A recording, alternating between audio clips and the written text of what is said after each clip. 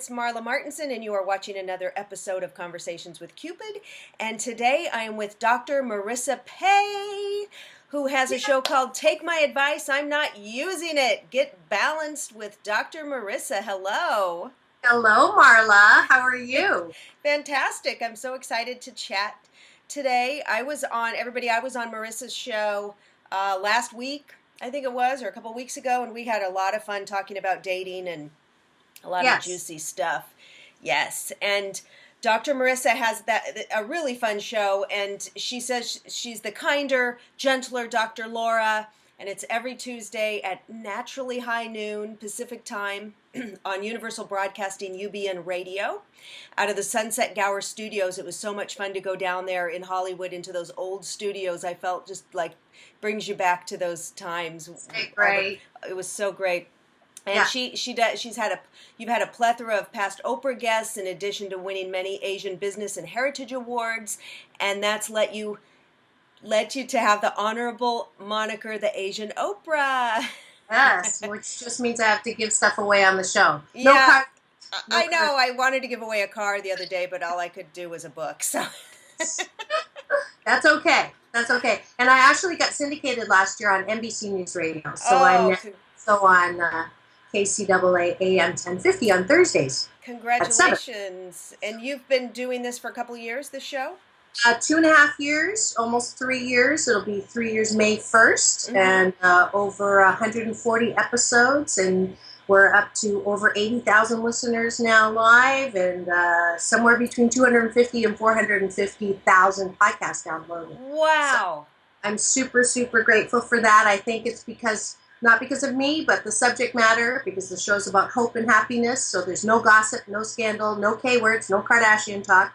It's all about how we can be happy 88% of the time, and people want to know that. They want to know how. So yeah, it's funny because every morning when I turn on my computer, I see the headlines, on Yahoo or whatever it is, and there was a story about one of the Kardashian. Well, she's Jenner, the model, Jenner's daughter, but she's a Kardashian, one of the girls, and she's modeling on the runway, and they said, I don't know what her name is, Chloe or something. They said she smiled on the runway, like, oh, what a scandal. She did something outrageous. She smiled on the catwalk. And so every little thing these people do. Now, what's really funny is I say there's no Kardashian talk, and then I'm standing in front of Ivy's with a client, Cedar Sinai is one of my corporate clients, and a photographer came up. I had my sunglasses on, and they said, are you the Kardashian mom? Which I thought was... Wait, I know. Was he blind? Because I'm not, I mean, she's not Asian, but I guess the hair or something. Yeah, and if you have the sunglasses and the hair, yeah, exactly. It's just ironic, though, because I say no Kardashian talk, and then here I get asked if I'm a Kardashian. So that is so funny. But we're not talking about that anymore. No, we're not talking about it. But I love the fact that everything is positive. That's what I try to do on my show, too. Everything, well, I not try to, I do. Everything is like interesting things and things you might not have thought about before. And besides that show, you're a TV commentator, you are an inspirational speaker, you are a private life balance coach, you take people on retreats to Sedona, you do Tai Qigong, you are a singer-songwriter. Okay, you sound like me. That's why we connected. I know, got all these great things. My life motto is don't die wondering, okay? Okay. And people, there's a lot of BS that goes around in this lifetime, things we learn, BS meaning belief systems, and one of them was you can only do one thing in life. And that's the biggest BS in the world, because we only know for sure that we're living this particular life as is. We're not quite sure what's in the future. I'm sure it's fabulous, and I'm sure what was before was fabulous. But if we can only do one thing, how boring and restricting is that? So if you're an artist and you're thinking, well, I should I do business or should I do artist, and I can't do both. You can do both. Maybe not at the same time, but you can do both. And the wonderful thing about midlife crisis is you can have anything. You can have a new career. It's great. People go, oh, I got laid off. I think being laid off is one of the best things that can happen to you if you are miserable in your job. If you hate your job and you get laid off, Yay! Because now you get to explore whatever you want to do. Yeah, it's And interesting because I was working at a matchmaking company for 7 years, and I wasn't happy. I felt owned, like somebody else was pulling my own strings. It was a stressful. There were good things, but at the same time. And then when I ended up leaving, I kind of had to leave. It was one of those things, and I was like kind of in shell shock and didn't have much money saved, and the recession had started. It was 2009, and I hardly had any money in my bank account. My husband was furious, like, what did you do? And then I went to this spiritual thing, group talk or something, and some people were sitting next to me, and my friend Lynn introduced me to her friend, and she said, oh, Marla just quit her job. And the guy says to me, congratulations. And I was like, exactly. what? I was still like, Exactly. ah. Yeah. And I'm Yeah. like, thank you, thank you, thank you. No, truly, truly. It is time to get the BS out, the belief systems that don't work for us. And midlife crisis, they call me your midlife crisis interventionist, unless you really want a Corvette. If you really want to go Corvette, go get one. But I really believe that midlife crisis is one of those blessings in disguise where you go, is this all there is? And if it isn't, what can I do to make more out of it? So that you're not one of those people that just are in this existence. The alarm goes off, you wake up, you brush your teeth, you get everybody together, you go, you get stuck in traffic, you go to work, you answer the phone, you skip lunch because there's no time, you solve problems, you get in the car, you're stuck in traffic, you get home, you're exhausted, get everybody food, you sit down, watch stupid TV, you forget to floss, you go to bed, the alarm goes off, you start up again, and then all of a sudden it's like, is it Christmas already? Like, Yeah, that's not life. And you that's don't not have life. to It's live your life like that. like Dr. So Michael that's, Beckwith, who we both love. He says, if even if you something about if you're in the rat race, you're still a rat or something, or if you get out of the rat exactly, race, but you're still a exactly. rat, or it's That's, like you're still a that's right. rat. So you got to Yeah. get it. Yeah, you got to get out of the rat race. And it's interesting. I've always had so many interests, and I've done a lot of things. And since I was able to leave that job behind, I have my main job matchmaking that I work for myself. I make my money. Then I'm able to do this show for fun, and I'm able to take crystal healing classes and do this and that. And when I see some people that I know that do that one thing, they have one job, they might have a couple hobbies that they go to the gym or they read a book, and that's it. And I'm like, whoa, how can you handle that? Right, Because I right. would go nuts. Not And if they're happy, if they're happy, that's it. if they're happy, that's great. I'm not that kind of person. I'm I not have that to kind of. be doing, I live in a beehive. I love making honey, and that's just the way it is. And Yeah. I get teased a lot for it. I don't burn my candle at both ends. I have a candelabra, but that's the way Oh, I I like. love that. That's Yeah, my husband that's says to me, Marla, do you want to go to the moon too? You want to do this? You want to do that? yes, But we don't yes, have that much time on the earth, and I want to experience a lot of things. yeah. So, speaking of that, like I have a friend who will call me and she says, Marla, it seems like you're really great at time management. How do you do all these things and you stay calm? And she is like a big mess. Yes. But then I think, okay, well, I'm doing a lot of things, but I look at somebody else like you, and it seems like you're doing more and better, or so how There's do no you more and better. how do There's no people more do and it? better. I'll tell you what. Just in the last probably 4 years, I actually threw away my to-do list because I'm a recovering overachiever, and I used to plan down to the minute. I knew in 6 months what I'd be doing on Tuesday at 3 o'clock. And what was happening to me was I wasn't in the present moment. I was always there. And when I was there, I wasn't really there because I was there. And I was like a lot of my clients who, when they go on vacation, instead of enjoying where they are, they're sitting there planning their next vacation, or Hmm. they're working that they're supposed to leave at home. So one of the best things that I've done in the last 4 or 5 years is steep to myself in a couple of rules. One is I only work when I feel inspired to work. Hmm. Now, there's a couple of danger things around that because if your memory, I have photographic memory, but I have no memory stick.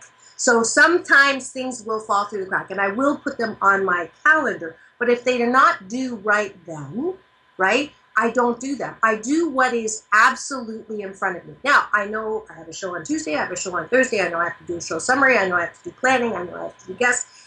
But when I'm in it, I'm in it. Hmm. And I think that's how I'm able to get in so many things is because I wake up. Oh, and this is another thing I do. The first thing I do when I wake up is I don't plan my day. I don't plan it in the traditional sense of, well, I got to do this, I got to do this, because then I don't want to get out of bed. Right. So I sit there and I just take a breath and I just connect with the best feeling thoughts I can connect with. I'm obviously a student of Abraham Hicks and the power and the law of attraction. So I sit there and I go, okay, I know I have a client that I'm taking to the beach, so I would love to see some dolphins. It would be great if my client was able to see this part of his life. It would be great if I could be inspired to find a solution to this expression of burying my head in the sand. It would be great if I could, I have a free night. This is usually my date night with myself. It would be great if this really hot-looking guy, I came across him and a date was fun.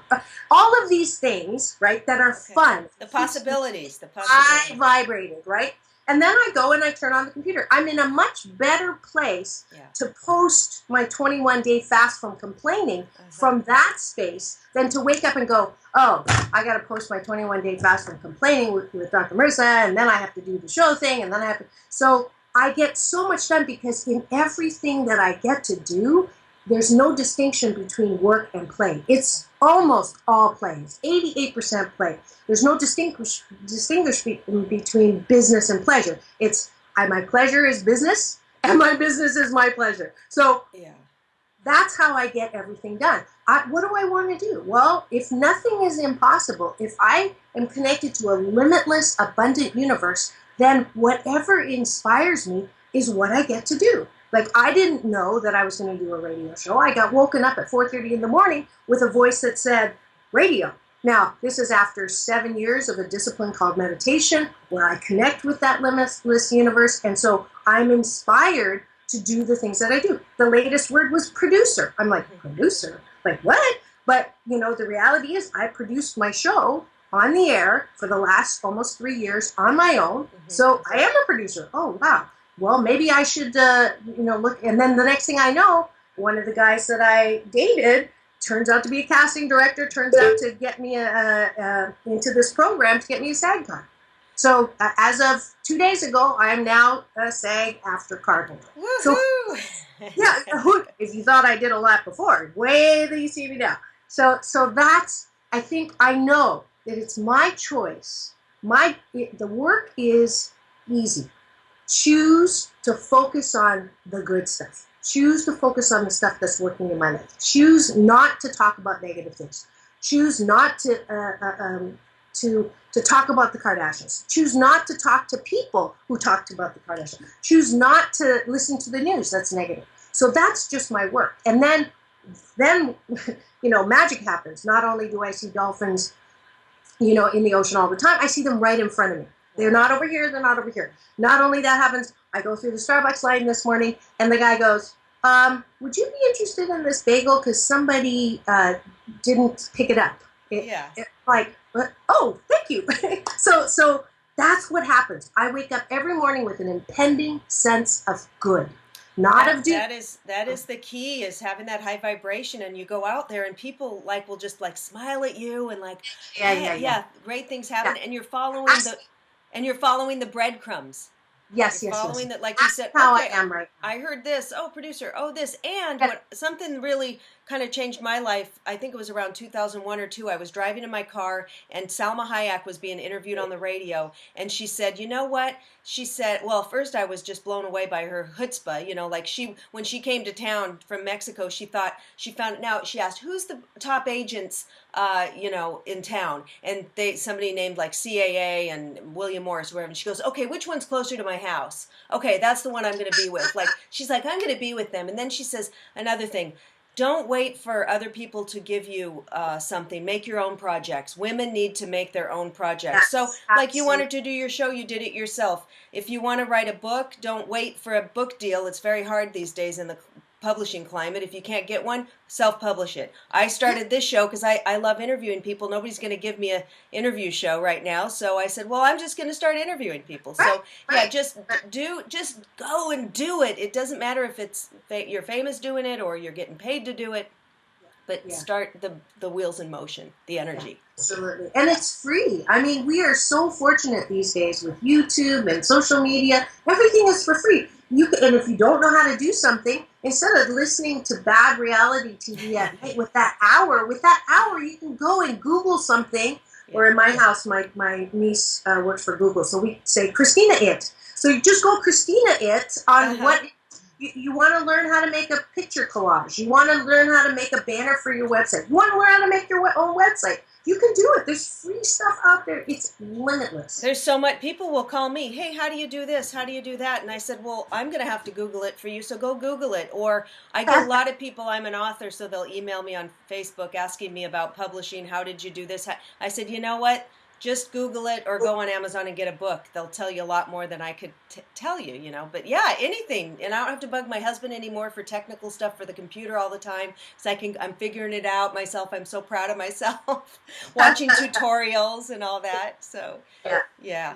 And so you do a coaching. So I think coaching is fantastic. Anybody who feels stuck should get a coach, and so Dr. Marissa, you guys can call her and coach with her. So you do, what is it, an 8-month program, or just tell me a little bit about well, some people, it depends on where you are. And you know, I have a PhD in organizational psychology, but I have stayed away from traditional clinical psychology because I think it's great for some people, but for other people, you know, if you're seeing a psychologist for 8 to 10 years, is it working for you?